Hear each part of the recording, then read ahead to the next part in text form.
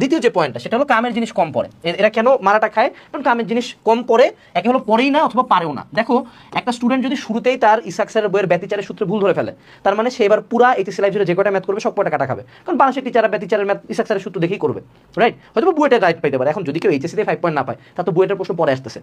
এবং এই সকল স্টুডেন্ট মনে করো একটা কঠিন ম্যাথ, যে ম্যাথটা মনে করো ধরো বুয়েট ভর্তি পরীক্ষায় একবার আসছে কোনো এককালে আসছে, ওই ম্যাথ নিয়ে পাগল হয়ে গেছে। যেমন একটা সূত্র আছে না, x1 - x2 divided by 1 √1 - v1 v2 তারপর c স্কয়ার, এই টাইপের কি জানি একটা সূত্র আছে, খুব কঠিন আপেক্ষিকতা সূত্র, এও জীবনে একবার আসছিল। তো ও এইটা নিয়ে মনে করো পুরো একটা রিসার্চ পেপার করে ফেলছে, হ্যাঁ। কিন্তু ওকে তুমি মনে করো কালদ্রিক ঘায়নের সিম্পল একটা ম্যাথ দিবা যে একটা লোক পৃথিবী থেকে যাচ্ছে, সে হলো এখানকার কোনটা যে T1 কোনটা T1 কোনটা T কোনটা T0 এটা বলতেই পারবে না ও, ঠিক আছে? সো ও বেসিক বইয়ের জিনিসপাতি পারে না, কিন্তু ও বাকি সব কিছু পারার একটা ভান করে, বাকিগুলো যে খুব পারে এমন না, জাস্ট ও শো অফ করার জন্য এগুলো করে, ঠিক আছে? সো এই ভুলগুলো কখনো করবে না, মনে রাখবা।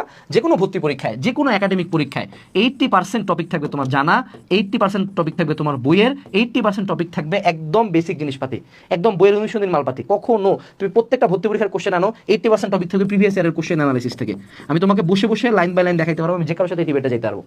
এটা বিগত 1 বছর না বিগত 10 বছরের ক্ষেত্রে সত্য। 80 না হলে 75% তো যাবেই।